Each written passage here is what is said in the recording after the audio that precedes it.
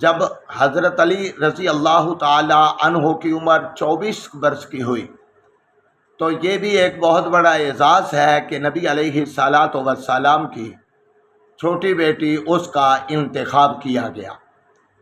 تو اور یہ انتخاب اپنی مرضی سے نہیں بلکہ محبوب نے فرمایا ما تزوجت من نسائی ولا تزوجت بشیء من بناتی الا بوحی جاء بہ جبریل علیہ الصلاۃ والسلام، کہ میں نے اپنے کسی بیوی عورت کو اپنی بیوی نہیں بنایا اور نہ ہی اپنی بیٹی کا کسی کے ساتھ نکاح کیا ہے، مگر جبریل علیہ الصلاۃ والسلام آئے ہیں تو پھر یعنی کسی کی بیٹی لی یا اپنی بیٹی کو دیا، یہ انتخاب خدا کا ہے۔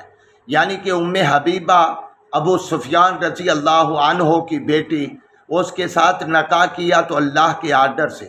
حضرت ابو بکر صدیق کی بیٹی حضرت عائشہ سے نکاح کیا تو اللہ کے آرڈر سے۔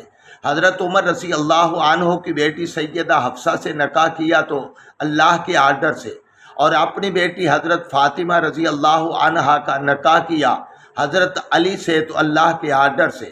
حضرت رقیہ کا نکاح ابو العاص سے کیا تو یہ بھی اللہ کے آرڈر سے۔ سیدہ ام کلثوم اور سیدہ رقیہ کا نکاح حضرت عثمان سے کیا تو اللہ کے آرڈر سے کیا ہے، اور یہ انتخاب ان کا نہیں بلکہ انتخاب خدا ہے۔